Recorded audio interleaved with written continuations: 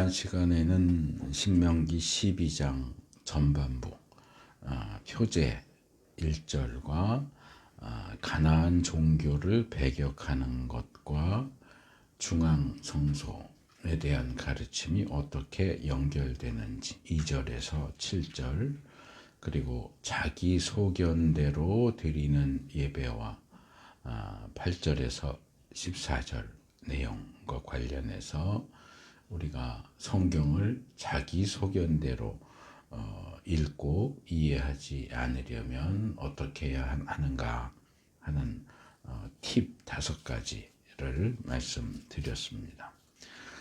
오늘은 12장의 나머지 부분을 살펴볼 건데, 이 후반부는 2가지 내용입니다. 첫째는 고기 먹는 법, 도살 규정 15절에서 28절, 그리고 우상 숭배에 대한 경고의 말씀, 지금 읽어주신 29절에서 32절까지 말씀, 두 부분으로 나눠집니다. 배경적인 측면에서 신명기 이전에 나왔던 제사와 관련된 규정, 그러니까 출애굽 이전이라고 말할 수 있겠죠.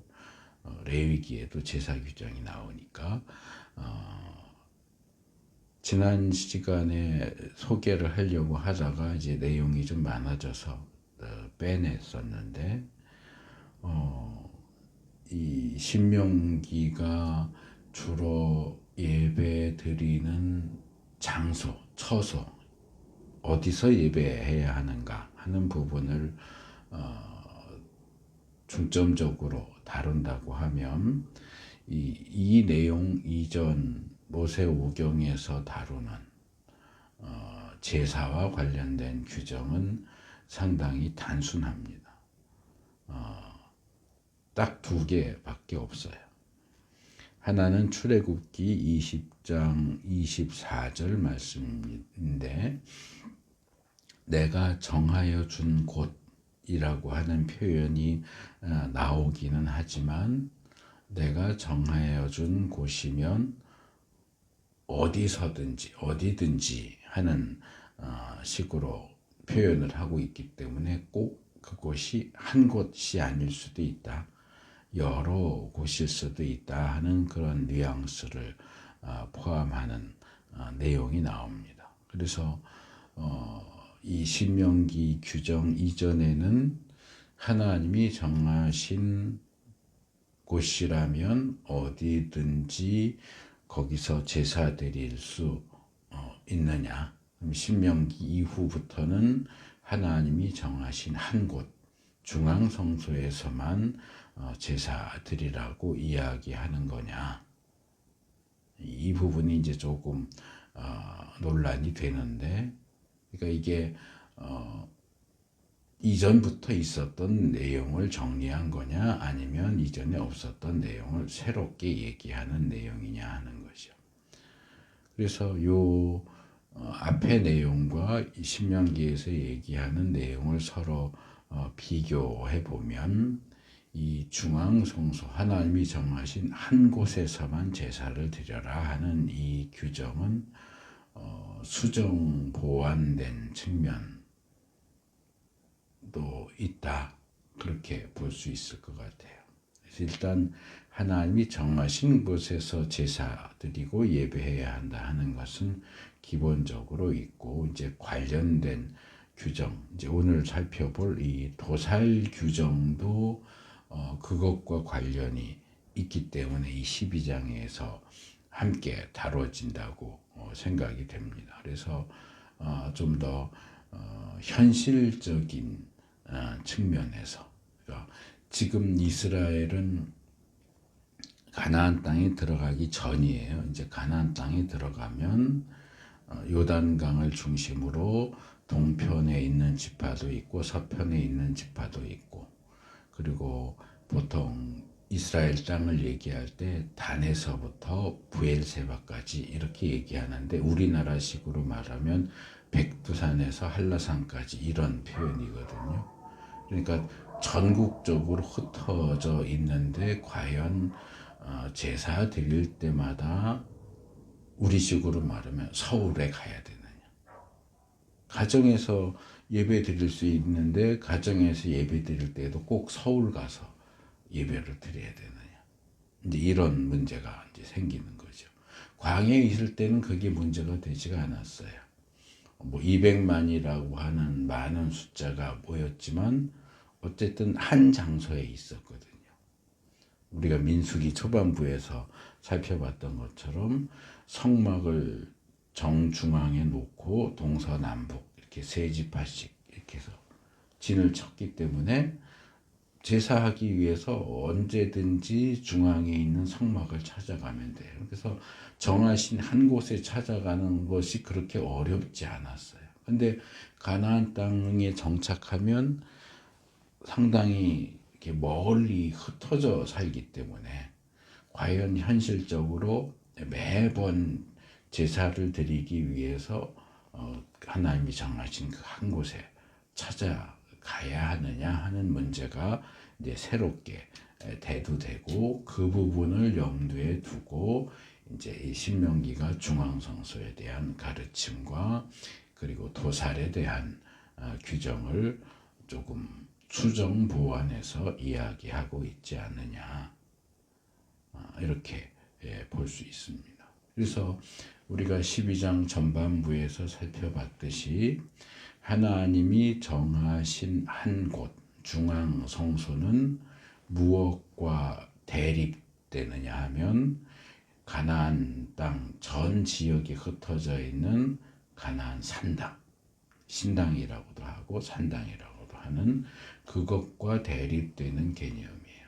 그러니까 산당에서 제사 드리지 말고 하나님이 정하신 한 곳, 그곳에서 제사를 드리라고 하는 거죠. 그래서 이 출애굽할 때부터 계속 반복되는 내용 가운데 하나가 대표적으로 출애굽기 23장 17절 보면 너희 가운데 남자들은 모두 한 해에 3번 주 앞에 나와야 한다. 한 해에 3번은 하나님 앞에 나와서 제사하고 예배해라. 이게 전국에 흩어져 있는 산당에서도 가능하다면 굳이 이렇게 말할 필요가 없어요. 하나님이 정하신 그곳으로 찾아오라는 거죠. 그래서 1년에 적어도 3번은 하나님이 정하신 곳에 찾아가는 것이 필요한데 그러면 그 3번 이외에는 어떻겠느냐. 그 부분을 이해하는데 도움이 되는 게 이제 살펴볼 도살 규정입니다. 이 예배 장소에 대한 내용과 함께 또 한 가지 나오는 것은 출애굽기 20장 25절에 돌의 쇠로 된 정을 대서 이렇게 반듯하게 다듬은 돌을 써서 제단을 쌓지 말아라. 자연 상태 그대로의 돌을 사용해서 제단을 쌓아라. 왜냐하면 돌에 정을 대서 석공들이 하듯이 이렇게 네모 반듯하게 이렇게 다듬은 돌은 부정한 돌이기 때문에 부정한 돌을 가지고 제단을 만들지 말아라 하는 내용이 있는데 그 부분은 그 해당 본문 출애굽기 20장에서 제가 여러 가지 해석들이 있다 하는 말씀을 드렸기 때문에 또 이후에 그것과 관련된 내용이 뭐 추가적으로 더 나오지도 않아요. 그리고 성막이나 성전에 있는 번제단은 돌로 쌓은 제단이 아니고 동으로 만든 놋제단이죠. 그렇기 때문에 돌로 만든 제단과는 또 상관이 없기도 하고요. 근데 이 자연석으로 제단을 쌓으라는 얘기는 결국은 뭐 처음 주어졌을 때는 안 그랬지만 결과적으로 보면 성막이나 성전에 있는 놋제단하고는 관계없는 규정이거든요. 그러면 성막과 성전에 있는 놋제단을 제외하고 보면 그럼 과연 어디에 돌로 쌓은 제단을 만들었겠느냐 하면 한 곳은 아니라는 거죠. 하나님이 정하신 한 곳, 성막이나 성전이 있는 곳이 아닌 다른 곳에 제단을 쌓을 수 있는 어떤 가능성을 열어놓았다. 오히려 반대로 그렇게 볼 수도 있습니다. 그래서 먼저 15절에서 28절 고기 먹는 법 아니면 도살 규정인데 이 내용이 의외로 12장에서 제일 분량이 많아요. 지난주에 우리가 표제부터 해서 3가지 내용 다뤘고 오늘 이제 2가지 내용 해서 12장이 전체 5부분으로 되어 있는데 5부분 가운데서 이 도살 규정을 다루는 내용이 제일 길게 나와요. 그래서 이걸 그냥 단순하게 고기 먹는 법 또는 짐승을 잡는 장소, 짐승을 잡아서 먹는 장소에 대한 내용을 뭐 이렇게 길게 다루냐 하는 생각을 할 수 있는데 이 내용을 우리가 하나씩 살펴보다 보면 왜 이 내용이 중앙성소를 주로 다루는 12장에서 다루어졌는지를 알 수 있습니다. 이건 이제 오늘 설교 제일 끝에 가서 정리해서 말씀을 드릴 겁니다. 먼저 15절에서 19절은 이 도살 규정에 대한 기본적인 내용을 다루는데 이 부분을 보면 고기를 먹는 법, 도살에 관련된 규정과 그 다음에 그것 외에 재물에 남은 것인데 일반 백성이 하나님 앞에 드리는 재물의 나머지를 먹는 제사는 화목제밖에 없어요. 근데 이제 우리가 묶어서 화목제 그러지만 레위기에서 살펴봤듯이 화목제 안에는 기본적으로 3가지 종류가 있어요. 서원제, 감사제, 자원제. 그리고 오늘 본문에도 나오지만은 낙성식 하면서 드리는 제사. 그것도 결국 이제 감사 제사죠.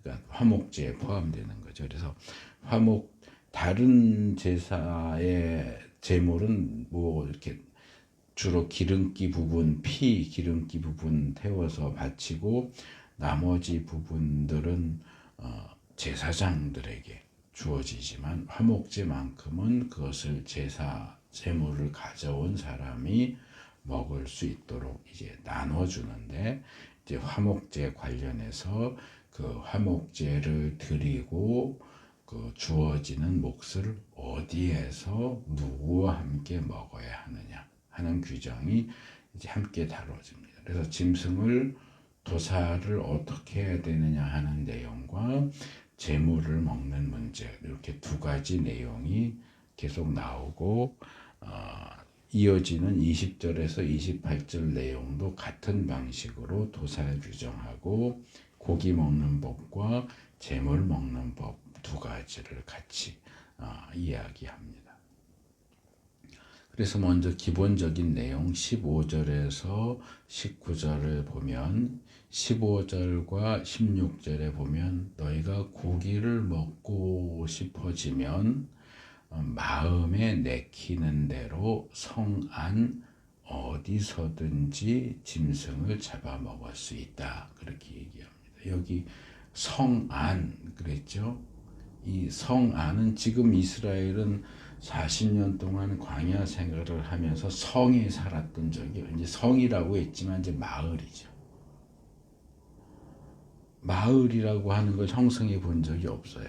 늘 이렇게 짐 치고 살았지 마을을 나눠서 이렇게 흩어져 살았던 적이 없는데 이 성안 하는 것은 이제 가나안 땅에 들어가서 정착한 이후의 상황을 이야기하는 거죠.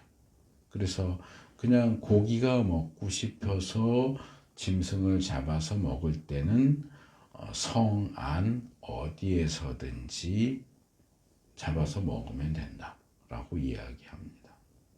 그래서 그 부분에 있어서는 고기를 먹는 사람이 정결한 상태냐 아니면 부정한 상태냐 하는 것도 따지지 않아요. 재물에 남은 것을 먹을 때는 부정한 상태일 때는 먹으면 안 돼요. 정결한 사람만 먹어야 돼요. 그러나 그냥 일반적으로 고기를 먹을 때는 정결한 상태냐 부정한 상태냐 하는 것도 따지지 않고 이제 대표적으로 노루나 사슴을 들고 있는데 이것은 정결한 짐승을 얘기하는 거예요. 레위기 11장에서 다루는 먹으면 안 되는 부정한 짐승들이 아니고 정결한 짐승이라면 뭐 소도 되고 양도 되고 염소도 되고 노루도 되고 사슴도 되고 정결한 짐승이라면 얼마든지 잡아서 먹을 수 있다 이야기하고 딱 한 가지 제한이 붙는데 금지가 되는데 피는 먹으면 안 된다. 이것은 뭐 구약만이 아니라 성경 전체에서 반복되는 내용이죠. 이 제물의 피는 생명이고 생명이기 때문에 죄를 속하는 용도로만 사용되어야 하고 그 모든 생명의 주인이신 하나님께 드려져야지 인간이 그것을 취할 수 없다. 그래서 피 먹는 것을 기본적으로 금지한다. 뭐 오늘날에는 관련이 없어요. 이미 이제 예수님 오셨고 예수님 보혈로 구원의 역사가 다 완성되었기 때문에 그래서 도살할 때 나오는 짐승의 피는 물처럼 그냥 땅에 쏟아버려라. 그렇게 이야기합니다. 이 피를 땅에 쏟아버리는 부분은 조금 뒤에 가서 따로 설명을 하겠습니다. 그리고 이어서 17절에서 19절은 일반적인 고기가 아니라 여러 가지 제물 또는 예물을 이야기하면서 11조로 바친 곡식, 포도주, 기름, 소와 양의 처음 난 것, 서원하고 드린 갖가지 서원제물, 자원제물, 높이 들어 바치는 곡식제물. 이건 다 이제 화목제에 포함시킬 수 있는 제물의 나머지를 제물을 가져온 사람이 먹을 수 있는 경우를 얘기를 합니다. 그 경우에는 고기와는 달리 성 안에 아무 곳에서나 먹으면 안 된다. 그럼 어디서 먹느냐? 주 당신들의 하나님이 택하신 곳으로 가지고 가서 주 당신들의 하나님을 앞에 모시고 먹어야 된다. 그러니까 이것은 하나님께 드려진 제물과 예물이기 때문에 그것은 꼭 하나님 앞에서 먹어야 된다. 다른 말로 하면 제물과 예물을 하나님 앞에 드리기 위해서는 성 안 아무 데서나 제물을 드리면 안 되고 제물을 이거 하나님 제물이에요 그리고 자기가 먹는 게 아니고 하나님 앞에 먼저 드려야 되잖아요. 제사를 드려야 되는데 제사를 드리려면 아무 데서나 제사를 드리면 안 되고 하나님이 택하신 그곳에 가서 제사를 드리고 나머지를 먹어라. 그래서 여기에는 장소의 제한이 붙죠. 그냥 고기 먹고 싶어 그럴 때는 장소의 제한이 없어요. 근데 제물과 예물의 나머지를 먹을 때는 장소의 제한이 붙어요. 그리고 누구와 먹을 것이냐? 당신들과 당신들의 자녀, 그리고 당신들의 남종, 여종, 그리고 성 안에 사는 레위 사람들과 함께 먹어라. 이건 내 거야. 내 제물이고 내가 드린 제물에 남은 거니까 나 혼자 다 먹을 거야. 그러면 안 되고 나도 먹고 내 가족들도 먹고 내 집에 속해 있는 종들도 먹고 그리고 레위 사람들도 불러서 같이 먹어라. 그리고 이 내용이 19절에 한 번 더 나와요. 부디 당신들은 그 땅에 사는 동안에 레위 사람을 저버리지 않도록 해라. 그렇게 얘기합니다. 이 부분은 이미 뭐 레위기에서도 다뤘고 출애굽기에서도 제사장 임직에 대한 내용 하면서 살짝 다뤘고 레위기에서 다뤘고 민수기에서도 다뤘는데 여기서 레위 사람은 제사장을 제외한 게 아니고 제사장을 포함하는 거예요. 제사장도 레위 지파 출신이니까 여기서 말하는 레위 사람은 뭐냐 하면 성막에서 또는 성전에서 하나님을 섬기는 일만 전문적으로 하는 사람을 가리켜요. 그래서 레위 사람들 제사장들에게는 뭐가 안 주어져요? 땅이 안 주어져요. 물론 그들이 살 성읍 하나와 그 주변의 들판이 주어지죠. 그렇지만 다른 지파들처럼 농사 짓고 살 수 있는 땅, 기업이 주어지지 않아요. 대신 누가 레위인들의 기업이냐? 하나님이 기업이에요. 하나님이 레위인들의 기업이 되셔서 제사와 관련된 것, 예물과 관련된 것들을 그들에게 수고비로 주셔서 레위인들은 성막과 성전에서 섬기는 일 외에 자기들의 생계를 위한 다른 직업을 가지지 않아도 생활을 할 수 있도록 하나님이 보장을 해주시죠. 그래서 11조도 일부분을 그리고 예물도 일부분을 그 외에 여러 가지 제사와 관련해서 남은 것들을 제사장들과 레위인들에게 돌려서 이게 내가 너희들에게 주는 싹시다, 월급이다. 그래서 레위 사람들은 일반적인 직업, 농사를 짓거나 목축을 하거나 그 외에 상업을 하거나 이런 일반적인 직업에 종사하지 않아도 하나님을 섬기는 일을 전문적으로 하는 것만을 통해서 생계를 보장받도록 하나님이 약속을 하셨고 그래서 다른 이스라엘 지파들에게 계속 그걸 말씀을 하시는 거예요. 레위인들을 저버리지 말아라. 제사장들을 저버리지 말아라. 그러니까 하나님이 주신다고 하지만 사실 하나님이 주시는 그것은 다른 이스라엘 지파 사람들이 하나님께 드리는 것 중에서 일부분을 그들에게 돌리는 거기 때문에 이스라엘 백성이 제물을 드리지 않으면 레위 사람들에게 줄 목도 없어요. 그래서 이게 나중에 느헤미야서 포로 귀환 이후에 느헤미야서에 보면 그게 이제 문제가 되는 것이. 하나님께 11조도 안 드리고 제물도 안 드리니까 성전에서 봉사해야 되는 레위인들이 먹고 살아야 될 거 아니에요. 그러니까 다 흩어져 버려요. 책망하면서 여호와의 곳간이 비지 않도록 제물을 드리라. 그래야 제사장들도 먹고 레위인들도 먹을 거 아니냐. 이 책망하는 그런 내용이 이제 거기 나오죠. 그래서 중앙성소에 가서 하나님 앞에 제사를 드리고 예물을 드리고 자기들의 몫으로 주어지는 것을 먹을 때 너희들만 먹지 말고 말하자면 성직자들을 불러서 같이 먹어라. 일반적인 고기를 먹을 때는 굳이 그렇게 하지 않아도 돼요. 그러나 하나님 앞에 제물과 예물을 드릴 때는 그렇게 하라고 말씀을 하시죠.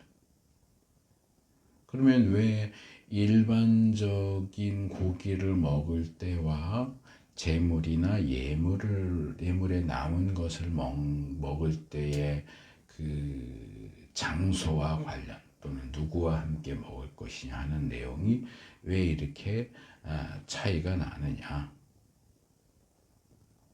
15절과 16절은 일반적으로 그리고 개인적으로 또는 가족적으로 고기를 먹는 사적인 영역인 반면에 17절에서 19절에 다루는 것은 하나님 앞에서 높이 들어 바친 모든 것, 제물로 바친 것들을 먹는 이건 공식적인 영역이기 때문에 공식적으로 하나님 앞에 드린 것을 먹을 때는 공식적인 자리에서 먹으라는 얘기를 하는 겁니다.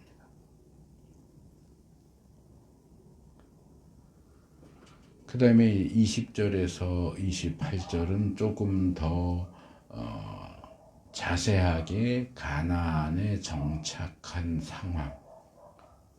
앞에서도 성 안에서 그런 표현이 나오긴 했지만 그 앞의 내용은 기본적인 내용을 다루는 거고, 이제 여기 20절에서 28절은 조금 더 가나안의 상황을 염두에 두고, 그래서 당신들의 땅의 경계를 넓혀 주신 뒤에 이스라엘이 가나안 땅 여기저기 흩어져서 사는 상황. 그래서 숫자는 많지만 옹기종기 모여 살았던 광야의 상황과는 대조되는 넓은 곳에 멀리 흩어져 살고 있는 상황을 염두에 두고서 추가적인 내용을 이야기합니다. 그래서 제가 앞에서도 이게 현실적인 측면에서 수정 보완한다 그런 말씀을 드렸는데, 그 현실이 바로 이걸 얘기하는 거예요. 가나안 땅에 넓게 흩어져 살고 있는 상황. 이 부분도 그래서 고기를 먹는 법 20절에서 25절, 그리고 재물을 먹는 법 26절에서 28절, 이렇게 두 부분으로 나눠집니다.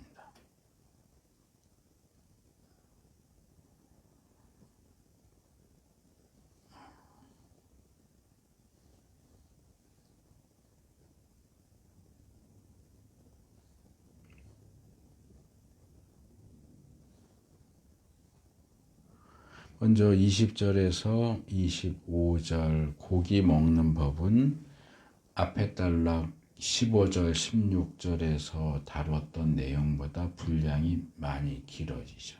앞에는 2절, 15절, 16절 2절에서만 다뤘는데 여기서는 20절에서 25절이니까 6절이죠. 20, 21, 22, 23, 24, 25, 6절. 몇 배가 많아지지만 사실 내용은 크게 차이가 없어요. 고기를 먹고 싶으면 이제 앞에 15절에서는 뭐라고 그랬어요? 마음 내키는 대로 성안 어디서든, 마음 내키는 대로 어디서든지 그렇게 얘기했는데, 여기서는 언제든지 마음껏, 언제든지 마음껏 먹을 수 있다. 택하신 곳이 당신들이 있는 곳에서 멀거든. 그러니까 하나님이 택하신 곳이 서울이야. 근데 내가 살고 있는 데는 제주도야. 그럼 고기 먹고 싶을 때마다 서울로 올라갈 수 있느냐? 굳이 그럴 필요는 없다. 멀면 당신들의 마음에 내키는 대로 성 안에서 먹어라. 너희 집에서 먹어도 된다 하는 얘기예요.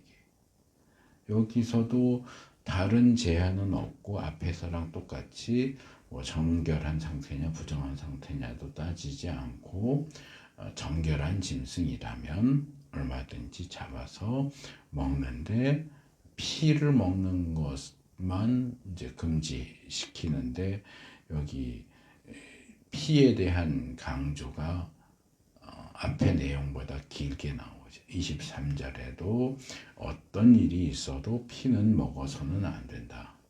24절에도 피는 먹지 못한다.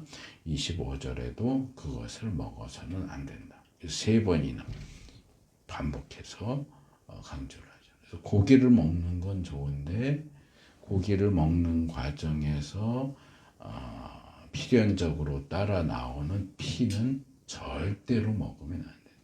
피는 절대로 먹으면 안 된다.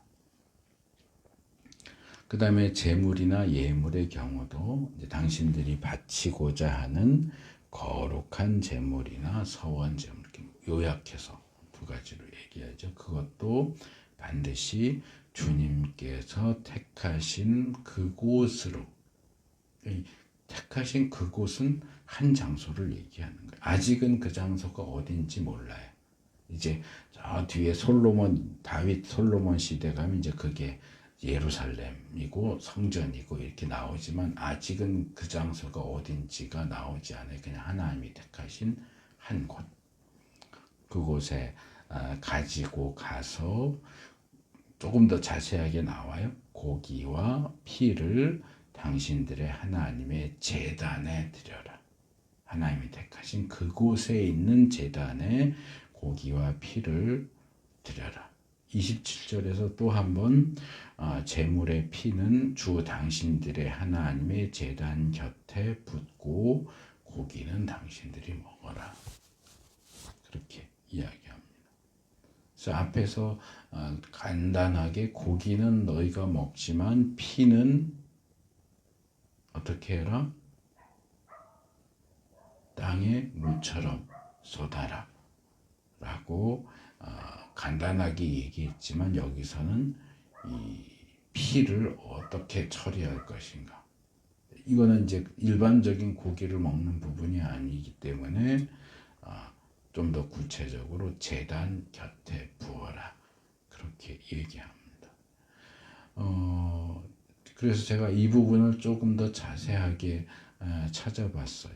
그랬더니 이게 조금씩 달라요. 그전에도 이 피 뿌리는 방법이 3가지 또는 4가지 정도 있는데 용어가 다 다르다 하는 걸 말씀을 드렸는데 이번에는 방법만 놓고 살펴봤더니 일반적인 번제물, 화목제물 이런 제물의 피는 보통 제단 주위에 붓거나 뿌린다 이렇게 돼 있어요. 레위기 1장 5절에 보면 제단 옆에 이제 제단이 제물이 다 불에 타서 밑으로 이제 망처럼 생긴 거를 통과해서 밑에 이제 모으면 떨어지면 그게 그거 모아서 이제 한꺼번에 갖다 버리는데 아마 그 위치를 얘기를 하는 것 같아요.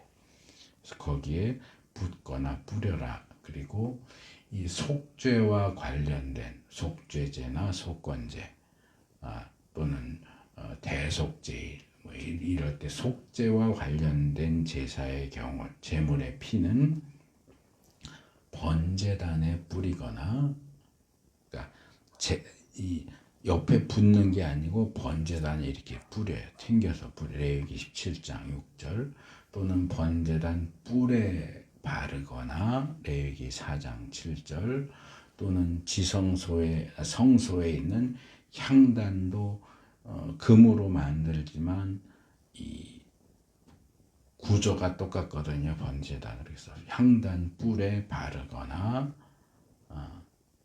또는 이 성소와 지성소를 가르는 그 휘장을 향해서 이렇게 뿌리거나 또는 그 암송아지 잡을 때는 진 밖에서 하니까 성막 방향을 향해서 뿌리거나 이렇게 그때그때 상황과 어떤 제사하고 어떤 제물이냐에 따라서 피를 처리하는 방법이 조금씩 다른데 여기서는 이제 피를 제단 옆에 부어라 하는 얘기는 아까 앞에서 설명한 것처럼 이것이 화목제물이다.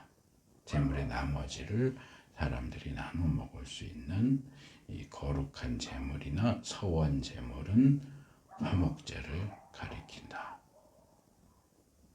그리고 28절은 이제 이런 규정을 지키는 것이 하나님 앞에서 선과 의를 행하는 것이다. 이게 하나님이 선하게 의롭게 보시는 행동이다. 그런데 제물을 하나님이 선택하신 곳이 아닌 다른 곳에서 아무데나 너희 하고 싶은 대로 제물을 드리거나 피를 먹거나 다른 제단에 피를 뿌리거나 바르거나 하는 것은 하나님이 선하게 보시지도 않고 의롭게 보시지도 않는다. 그래서 이런 식으로 하나님의 앞에 선과 의를 행해야 당신들뿐만 아니라 당신들의 자손도 영원토록 복을 받을 것이다. 그래서 모든 제물의 피는 재단 옆에 붙는 것도 결국 제단과 관련되기 때문에 제단에 드린다라고 볼 수 있고요. 그리고 마찬가지로 제단이 아니지만 짐승의 피를 땅에 흘려버리는 것도 레위기 17장 13절에서 이미 나왔던 내용이에요. 너희가 야외에 나아가서 사냥을 했을 경우에 사냥하는 과정에서 또는 사냥한 짐승을 잡는 사냥해갖고 꼭 살려서 잡는 법은 없잖아요. 그래서 죽여서 갖고 오려면 죽이면 피가 흐르잖아요. 그럴 때에 사냥한 것에 피를 흘리고 흙으로 덮어라 하는 규정이 나오는데 이 땅에 피를 흘린다, 붓는다 하는 얘기는 생명의 주인이신 하나님께 그 생명을 돌려드린다. 그런 뜻이에요. 그래서 사무엘서에 보면 다윗 이야기에 그런 게 나오죠. 예루살렘을 점령하는 과정에서 다윗이 그 예루살렘 성 안에 있는 그 어디 우물물이 참 맛있는데 그 물 마시고 싶다. 그러니까 신하 부하 몇 명이 목숨을 걸고 가서 물을 떠오잖아요. 그랬더니 꼭 그렇게 물을 가져오라고 한 게 아니고 그냥 혼잣말 한 건데 이거는 물이 아니고 이 물을 가져온 사람들의 피다. 그러면서 그걸 땅에 부어버리죠. 그 주인이 하나님이시다 하는 뜻에서 이제 땅에 부어버리는데 이건 이제 제단이 없는 장소에서 약식 형태로 하나님께 피를 돌려드린다는 행동이 피를 땅에 흘리는 것이다. 이렇게 물론 피를 흘린다라는 표현이 다른 방식으로 사용되기도 해요. 뭐 살인하는 경우에도 피를 흘린다 이런 표현을 쓰긴 하지만 이 제물과 관련 짐승의 이 피를 땅에 흘려버려라 하는 내용은 하나님 앞에 그 피의 생명의 주님이신 하나님께 그것을 돌려드린다. 그런 의미를 가지고 있습니다. 그 다음에 마지막 단락인 29절에서 32절은 다시 우상숭배에 대한 경고로 돌아갑니다.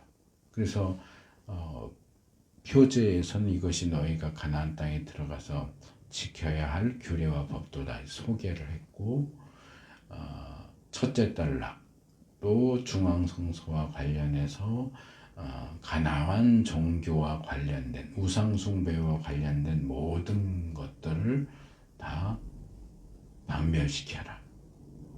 장소, 산당도 그렇고 신상도 그렇고 그런 거 다 파멸해라 하는 내용이었고 그 다음에 둘째 단락도 마찬가지로 가나안 종교와 관련된 내용인데 여기서 다시 가나안 종교에 대한 얘기를 하는 거죠.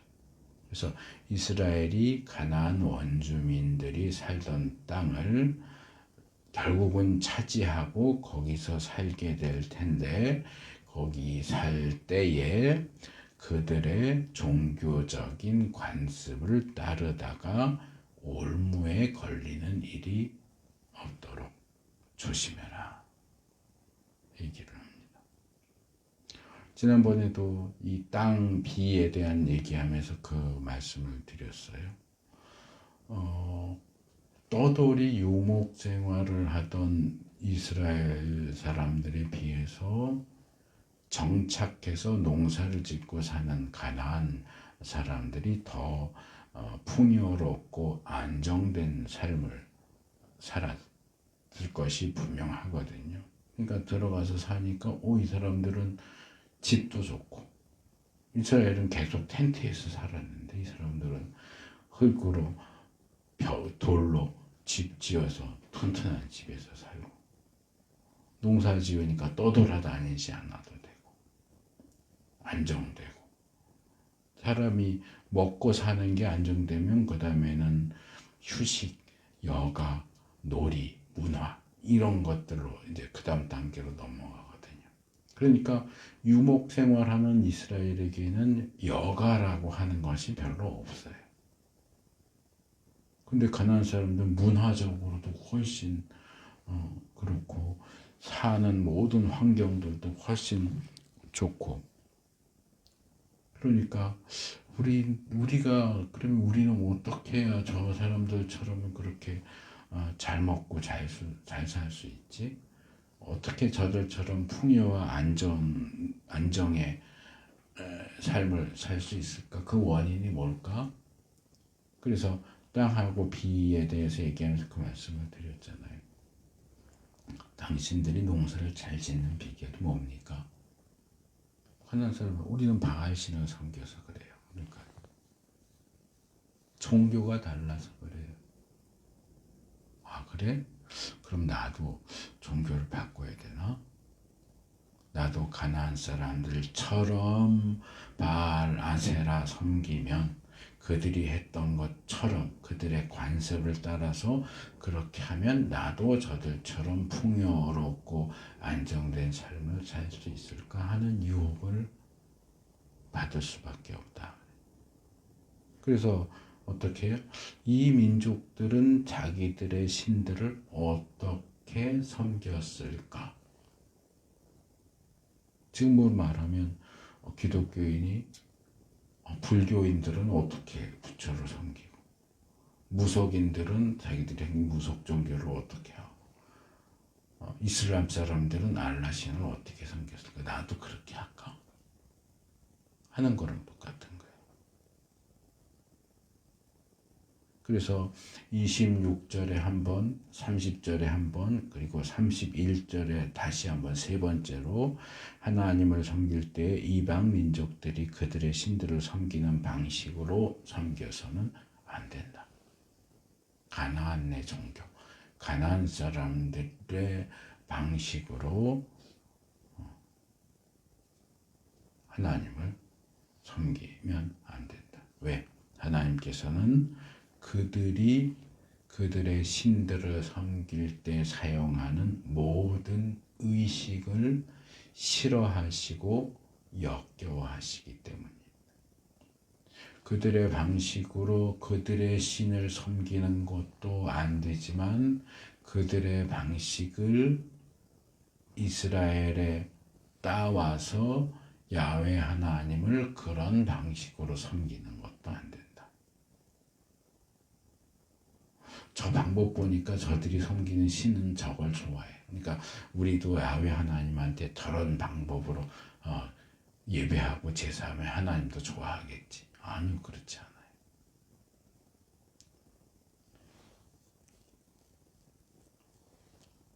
산당에 대해서 얘기하면서 가나안 종교 기본 시스템이 어떻다는 거 말씀을 드렸잖아요.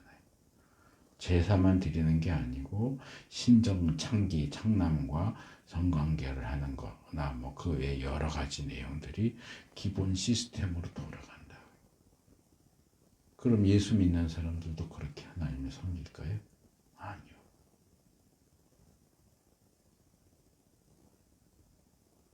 아무리 풍요와 성공을 바란다 할지라도 거룩하신 하나님의 거룩한 백성이 어떻게 그런 난잡하고 추잡한 방식을 따라할 수 있느냐 하는 거예요. 오히려 이스라엘은 하나님께서 모세를 통해서 명령하신 그 모든 것을 지켜야 하고, 그 하나님이 명하신 규례와 법도에서 하나도 더하거나 빼거나, 가나안의 방식을 거기 더하거나, 또는 이건 너무 복잡해, 힘들어 해서 빼서도 안 되고, 하나님 명령하신 그대로를 것들을 행해야 한다.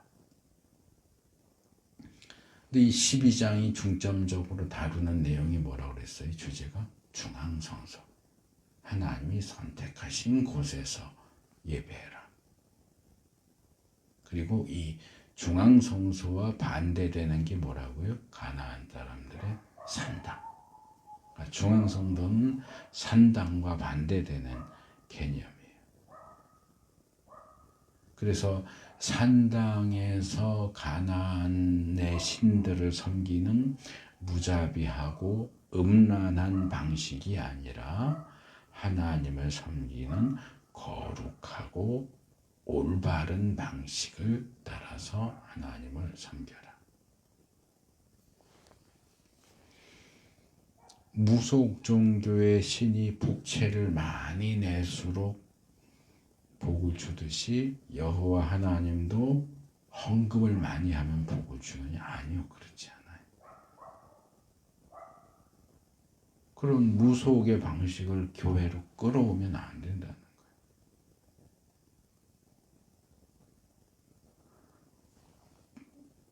절에서 부처에게 108번 절하면 부처가 좋아한다.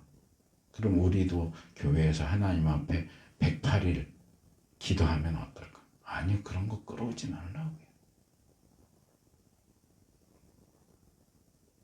그런 대표적인 것 중에 하나가 뭐예요?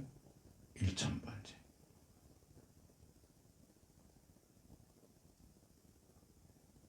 교회에서 그런 거 많이 해요. 뭐 일천번제, 뭐 새벽 기도회. 그런데 일천번제가 어디서 나왔어요? 솔로몬 때 성전 짓고 일천번제를 드렸거든요. 근데 그 일천번제는 1000일 동안 하루에 한 번씩 제사를 드린 게 아니고 성전 바치는 봉헌식 하는 날 한 번에 1000마리를 드렸다는 얘기예요. 그게 왜 교회 1000일 동안 하루에 한 번씩 와서 기도하는 걸로 바뀌어요? 성경에 그런 내용 안 나와요. 근데 용어만 딱 따와가지고 1000일 동안 새벽 예배들, 그거는 무속 종교의 방식이죠.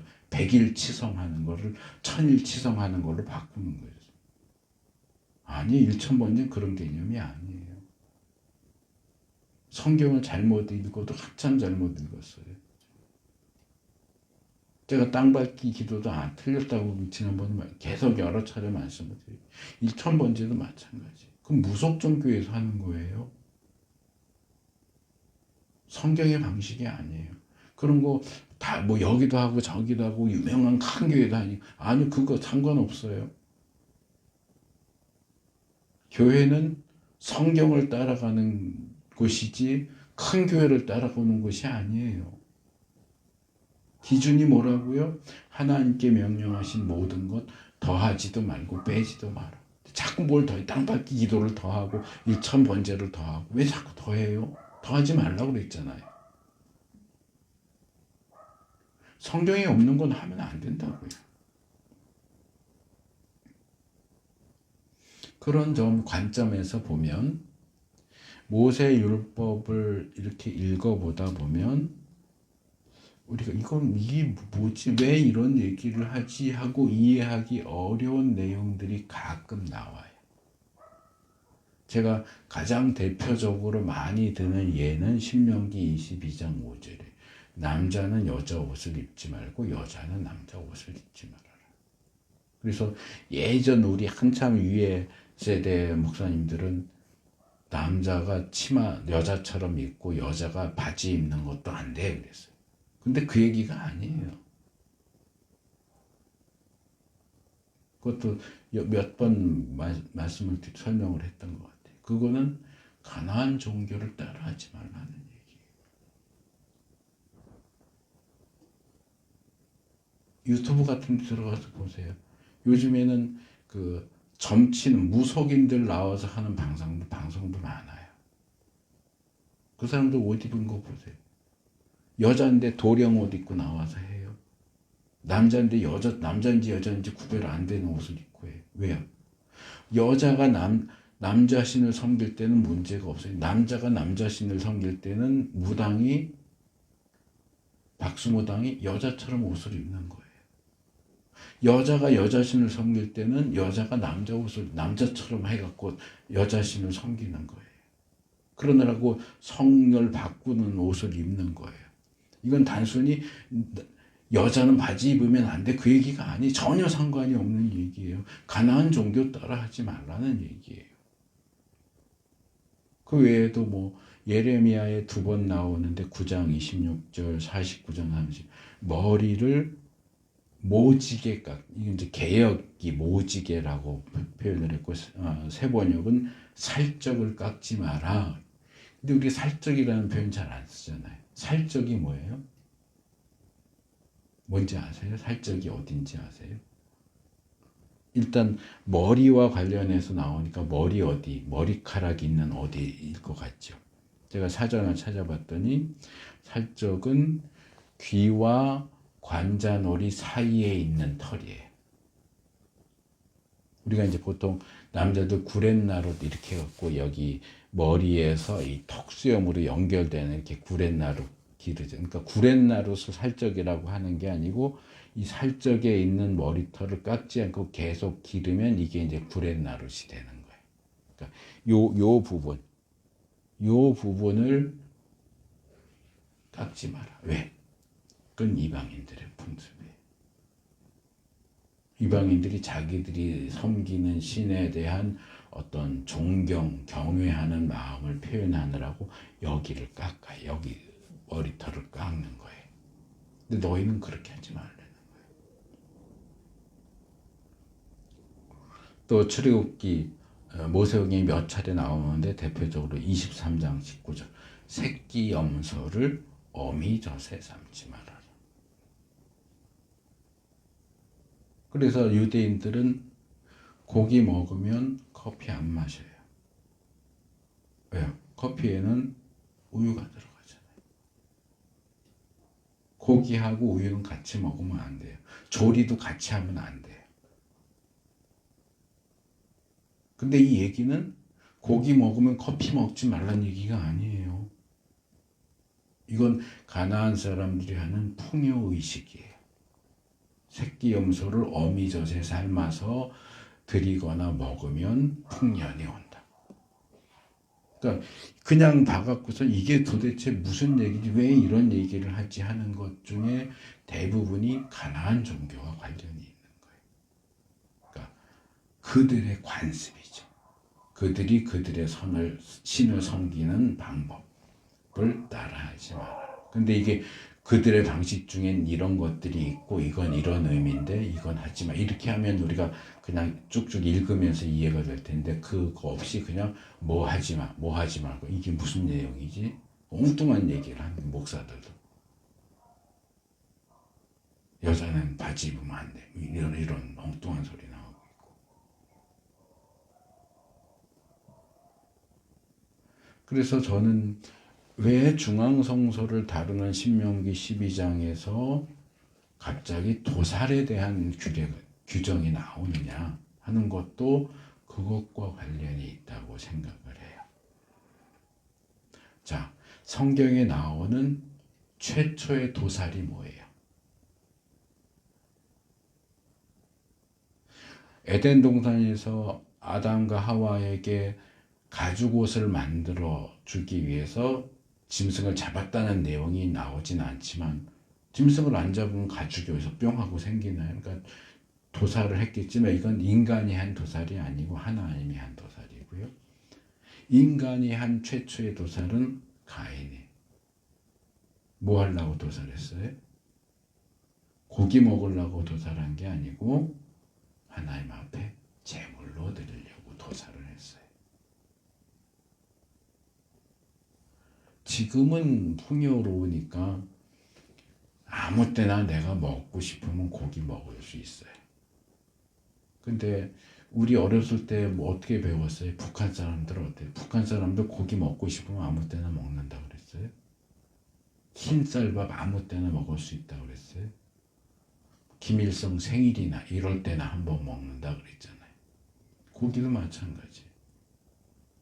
아무 때나 먹고 싶으면 먹을 수 있는 게 아니고 1년에 딱 몇 번. 근데 그 1년에 딱 몇 번 먹는 고기는 무슨 고기냐? 제사 드리고 남은 고기를 먹는 거예요. 그러니까 도살이라고 하는 건 기본적으로 제사하고 관련이 있는 행위인 거예요. 그게 이제 본문에서는 제사와 분리돼서 그냥 고기를 먹기 위한 도살도 인정을 하지만 기본적으로 도살하는 행위 자체는 종교와 제사와 관련이 있어요. 그래서 우리가 이미 살펴본 건데 레위기 17장 7절에 뭐라고 얘기해? 백성은 더 이상 그들이 잡은 짐승을 숫, 염소, 귀신들, 우상들에게 제물로 바치는 음행을 저질러서는 안 된다. 제가 이 숫, 염소, 귀신이 뭔가 하는 것도 말씀을 드렸어요.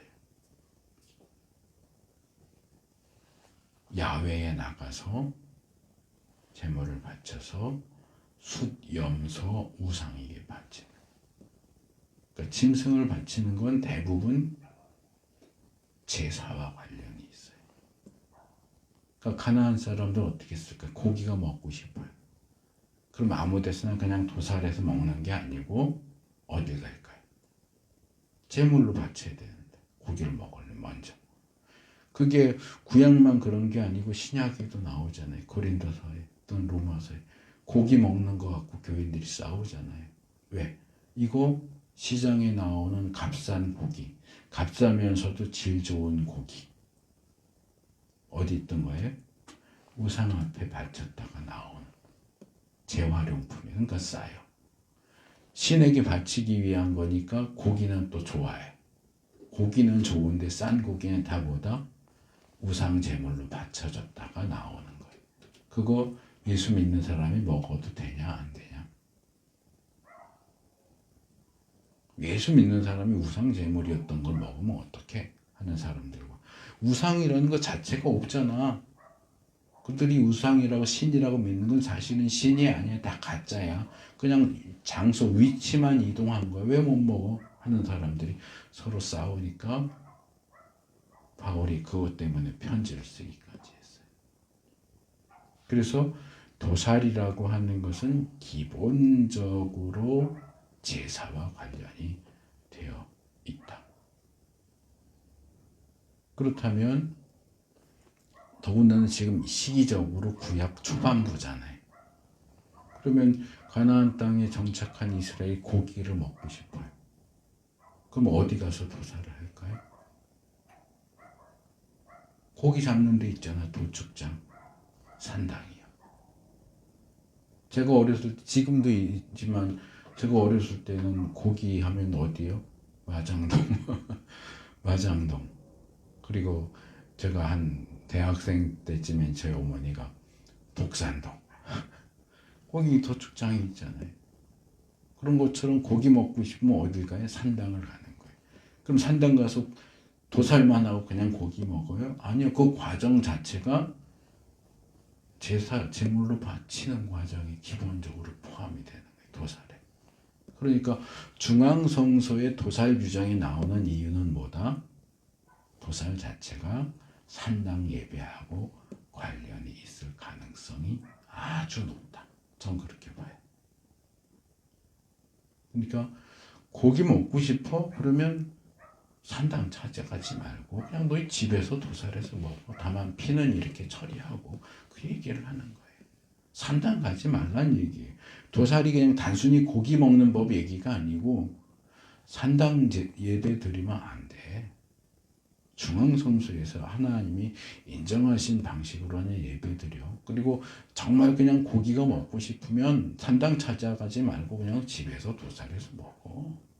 그 얘기하는 거예요.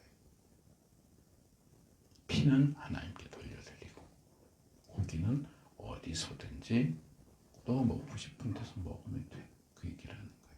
그러나 제물과 예물은 반드시 하나님이 선택하신 곳에 가서 하나님 앞에 먼저 드리고 너의 몫으로 주어지는 건 너와 너의 가족과 그렇게만 먹지 말고 종들도 주고 이웃도 주고 특별히 성직자 초대해서 같이 먹어라. 사적으로 먹을 때는 꼭 그렇게 하지 않아도 돼요. 그렇지만 고기를 먹으려고 잡으려고 하면 짐승 요만한 거 잡아요? 뭐 1인분만 고기 잡을 수 있어요? 아니잖아요. 그래도 어느 정도 크기가, 양 한 마리 잡으면 혼자 다 먹어요? 돼지 한 마리 뭐 유대인들은 돼지 안 먹지 뭐. 돼지 한 마리, 소 한 마리 잡으면 혼자 다 먹어요? 아니잖아요. 그러니까 혼자 먹지 말고 가족들 불러서, 식구들, 이웃들 불러서, 레위인들 불러서 같이 먹어. 그러니까 제사 드리는, 화목 제사 드리는 날은 동네 잔치하는 날이에요. 그러니까 개인으로 놓고 보면 고기 먹는 날이 정말 1년에 몇 번 없겠지만 돌아가면서 화목제물을 드리면 여러 차례 먹을 수 있잖아요. 같이 먹어. 동네 잔치하면서 먹어. 자, 정리하겠습니다. 하나님께서 택하신 장소에서 하나님께서 정하신 방법으로 하나님을 섬기는 것은 형식을 특별히 중요시하는 구약만 그런 게 아니고 내용을 더 중요하게 보는 신약에 있어서도 중요한 원칙입니다. 더하지도 말고 빼지도 말라는 것은 우리는 요한계시록을 주로 예를 들지만 이미 신명기 성경 역사 초기에 이미 주어져요. 더하지도 말고 빼지도 말아라. 예수님께서 사마리아 여인과 대화하시는 중에 요한복음 4장 21절 22절에서 예배 장소가 중요한 게 아니야. 그리심산이냐 예루살렘이냐 그게 중요하지 않아. 뭐가 중요해요? 예배 드리는 방법, 자세, 영과 진리로. 어디서 예배한다가 그렇게 중요하지 않아. 그래서 이 영과 진리로 예배한다는 것은 지난주에 말씀드린 대로 자기 소견에 옳은 대로 하는 게 아니고 성경의 방식대로 예배해라. 예를 들어서 이번 주일은 나 정말 너무 산에 가고 싶고 너무 바다에 가고 싶은데 예배에 참석하고 가려니까 시간이 모자라. 어떻게 해요? 산에 가요. 그리고 근처에 있는 거기도 교회잖아. 거기 가서 예배 드리면 되지. 산 근처에 있는 교회, 바다 근처에 있는 교회. 나 이번 주일은 손님이 많이 와가지고 11시 예배 못 드려. 그러니까 그렇다고 예배를 빼먹을 수는 없으니까 우리 일부 예배 합시다. 7시에. 일찌감치 예배 때려치우고 그리고 나 볼 일 좀 보게. 우리 일부 예배 만듭시다. 저는 그거 아주 나쁘게 봐요. 물론 장소가 협소한데 사람들이 많으면 한 번에 못하니까 여러 차례 드릴 수 있어요. 그거를 나쁘다고 하는 게 아니에요. 근데 대부분 일부 예배 누가 나와요? 시장에서 장사하는 분들. 주일날 장사해야 되는데 예배를 빼먹을 수는 없으니까 아침 일찍 예배드려요. 새벽 예배는 본 예배가 아니니까. 본 예배를 아침 일찍 드리잖아. 그리고 뭐 하려고? 주일 안 지키고 가서 돈 벌려고. 그거 더 하는 거지.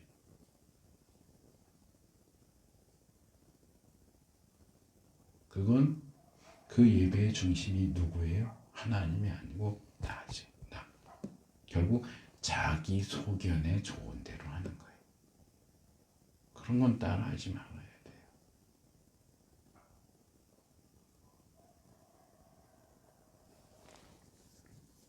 제가 어렸을 때는 오후 예배 없었어요.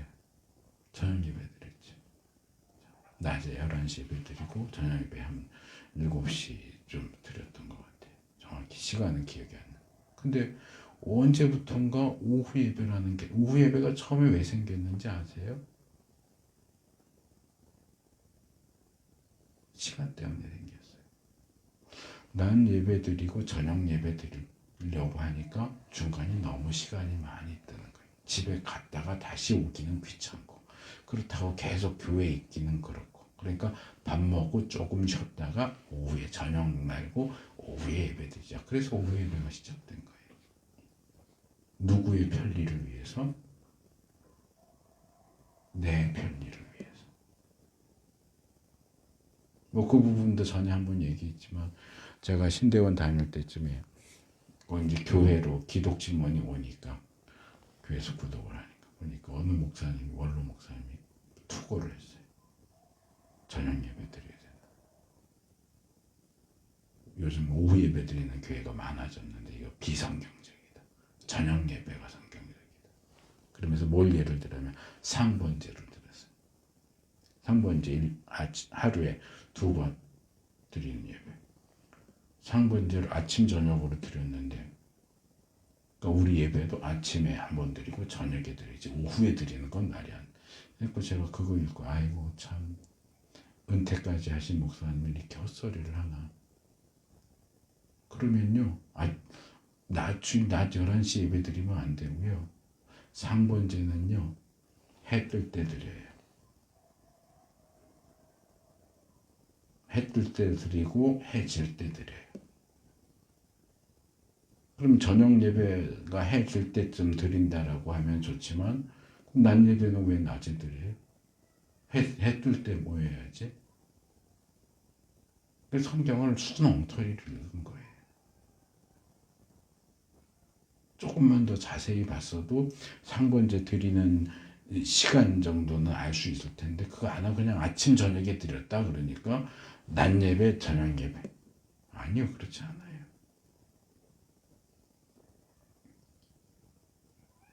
뭐 필요에 따라서 오후에 드릴 수도 있어요.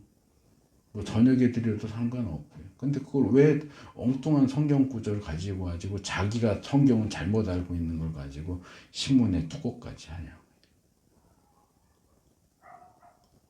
예배는 하나님께 드리는 거예요. 예배의 중심은 하나님이고, 예배의 방식도 하나님이 정하신 규례와 법도대로 드려요. 내 편리, 내 선호, 나의 이득 때문에 예배를 쥐고 흔들면 안 돼요.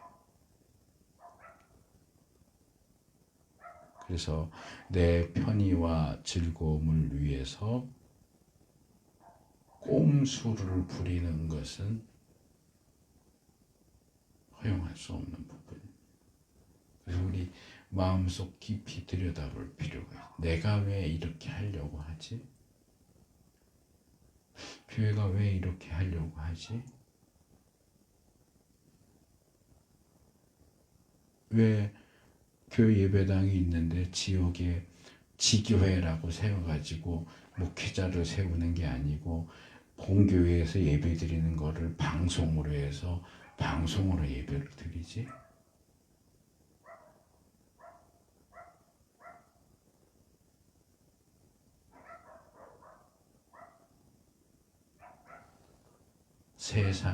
세상이 무언가를 위하는 방식이나 나의 편의를 위해서가 아니라 하나님을 중심으로 하는 예배와 신앙생활을 하는 우리 모두가 될 수 있기를 바랍니다.